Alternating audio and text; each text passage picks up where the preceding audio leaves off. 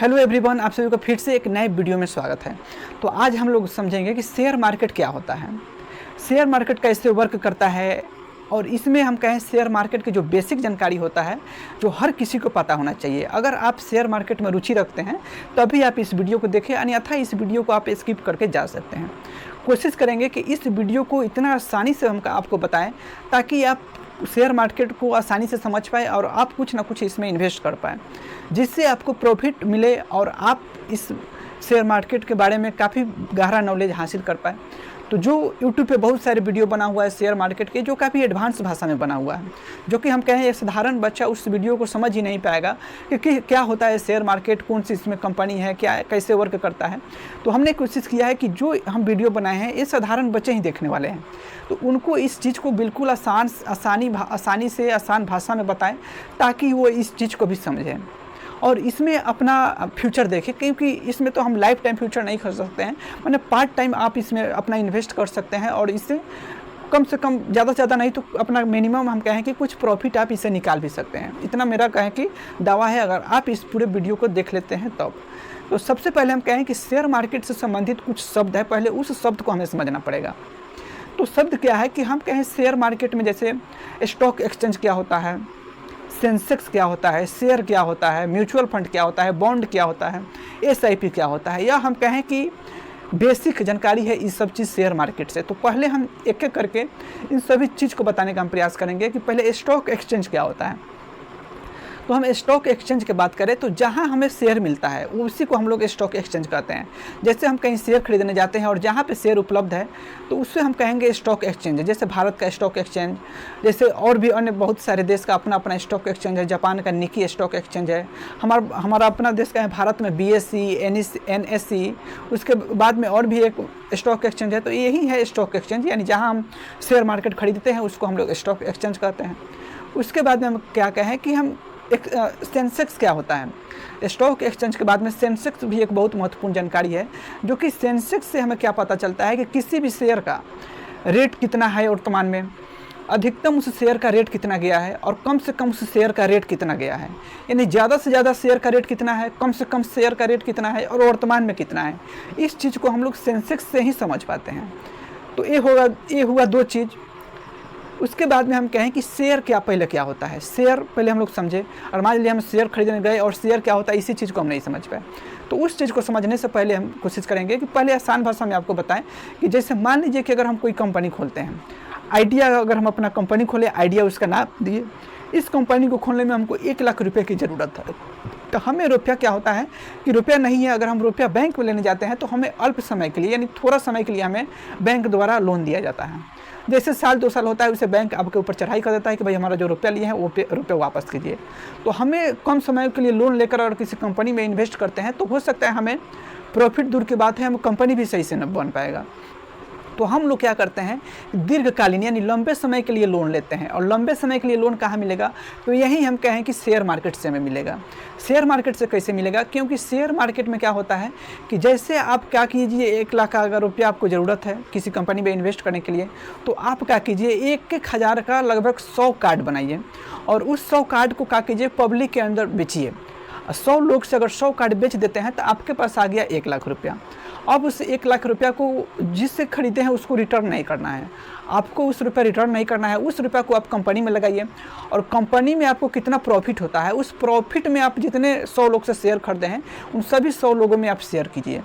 यही होता है शेयर, कि आप कंपनी में जो प्रॉफिट है उसी को आप शेयर कर सकते हैं। बाकी अगर आप उस शेयर को, अगर कोई चाहते हैं कि हमें रुपया की अचानक ज़रूरत पड़ गया, आप अपना शेयर बेचना चाहते हैं तो किसी दूसरे पार्टी से आप बेच सकते हैं, कंपनी से आप उस शेयर का दाम नहीं ले सकते हैं। तो यही है शेयर। उसके बाद में हो सकता है कोई कंपनी अच्छा खासा प्रॉफिट में गया तो वो आपको अच्छा खासा प्रॉफिट भी देगा। जैसे मान लीजिए 1 हज़ार का शेयर खरीदे, अगला साल कंपनी अच्छा चला तो वो अच्छा अगर प्रॉफिट किया तो हो सकता है आपको 2 हज़ार अगला साल दे दे। तो आप 1 हज़ार का शेयर आपका है भी है, उसके अलावा आपको 2 हज़ार हो गया तो आपको प्रॉफिट हो गया। तो उस शेयर का रेट हमेशा ज़्यादा रहता है, यानी उस शेयर का रेट बढ़ेगा। अगर कोई कंपनी लॉस कर गया तो आपको प्रॉफिट नहीं देगा, यानी उस कंपनी का शेयर हो सकता है उसका रेट गिरेगा। तो यही समझना होता है कि कौन सा शेयर का दाम बढ़ेगा, कौन सा शेयर का दाम घटेगा, कौन सा कंपनी प्रॉफिट में है, कौन सा कंपनी लॉस में जाएगा, उसी को देखकर यहाँ पे इन्वेस्ट किया जाता है। तो यही शेयर है। उसके बाद में कहें म्यूचुअल फंड क्या होता है। तो म्यूचुअल फंड की बात कहें कि अगर आपको ये जानकारी नहीं है कि कौन सा कंपनी कैसा है, किसमें हम इन्वेस्ट करें कि हमको ज़्यादा प्रॉफिट मिले, तो उसमें क्या होता है, म्यूचुअल फंड में कुछ एक्सपर्ट लोग होते हैं जो क्या करते हैं, किसी थर्ड पार्टी से रुपया लेकर अपना से उस शेयर में रुपया लगाते हैं और उससे जो प्रॉफिट कमाते हैं तो कुछ रुपया अपने पास रखते हैं और बाकी उस रुपया को रिटर्न कर देते हैं जिनसे वो लिए रहते हैं। तो यही होता है कि हम कहें म्यूचुअल फंड में कुछ एक्सपर्ट लोग हैं जो अपने से क्या करते हैं, कंपनी में इन्वेस्ट करते हैं। इसमें क्या होता है, जिनके पास रुपया है वो अपना से इन्वेस्ट नहीं करके यहीं म्यूचुअल फंड में दे देते हैं और वहीं एक्सपर्ट लोग उस कंपनी में लगाने का काम करते हैं। उसके बाद में हम कहें कि बॉन्ड पेपर क्या होता है। तो शेयर मार्केट और म्यूचुअल फंड में थोड़ा रिस्क ज़्यादा है। शेयर मार्केट हो सकता है कि रातों रात जो आप इन्वेस्ट किए हैं वो दुगुना हो सकता है आपका रुपया, और रातों रात आपको जीरो भी हो सकता है। यानी अचानक आप सुने होइएगा किसी से कि शेयर मार्केट में कोई करोड़पति बन जाता है, कोई रोडपति बन जाता है। तो ये आपको देखने को मिलता है शेयर मार्केट में। और म्यूचुअल फंड में भी थोड़ा बहुत रिस्क कम है, परंतु इसमें भी रिस्क है।